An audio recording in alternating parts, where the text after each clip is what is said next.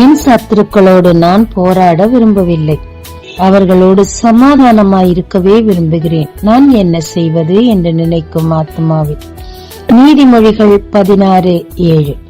ஒருவனுடைய வழிகள் கர்த்தருக்கு பிரியமாயிருந்தால் அவனுடைய சத்துருக்களும் அவனோடு சமாதானமாகும்படி செய்வார். ஈசாக்கு விதை விதைத்த போதெல்லாம் 100 பலன் கிடைத்தது. கிணறு வெட்டிய போதெல்லாம் தண்ணீர் வந்தது. எனவே சுத்தி இருந்தவர்கள் அவனுக்கு பொறாமை நிமித்தம் சத்துருக்களாய் மாறினார்கள். இவனோ எல்லாவற்றையும் விட்டு கொடுத்து அவர்கள் விரட்டும் போதெல்லாம் அடுத்த இடத்தில் போய் வேலையை ஆரம்பிப்பார்.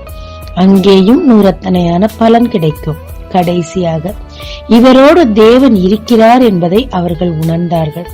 எனவே அவனோடு வந்து உடன்படிக்கை செய்து சமாதானமாய் இருக்க விரும்பி அதை அப்படியே செய்தார்கள். யோசேப்பு காரணம் இல்லாமல் பொறாமை நிமித்தம் சகோதரர்களால் பகைக்கப்பட்டிருந்தார். ஆனாலும் தேவன் யோசேப்போடு இருந்ததை அவர்கள் கண்டு அவனுக்கு முன்பாக மண்டியிட்டு சமாதானமானார்கள். காரணம் இல்லாம பொறாமை நிமித்தமாக உங்களை அதிக பேர் பகைத்திருக்கிறார்களா? அதனால் மனம் நொந்து மன உளைச்சலில் இருக்கிறீர்களா? துரோகங்கள், நம்பிக்கை துரோகங்கள் தாங்க முடியவில்லையா?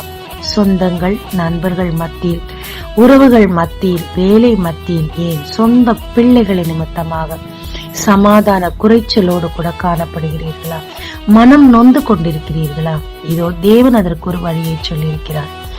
அவருடைய வழிகளில் நாம் பிரியமாயிருந்தால், அதன்படி நடந்தால், தேவன் சத்துருக்கள் அவர்களாகவே வந்து நம்மிடம் சமாதானமாகபடி செய்வார் என்று சொல்லியிருக்கிறது. தேவனுக்கு பிரியமான வழி எது என்று ஆராய்ந்து அதன்படி நாம நடக்கலாங்க. கர்த்தர் சொல்றாரு, உன்னுடைய கவலையெல்லாம் என் மேல் வைத்து விடு என்று சொல்லி.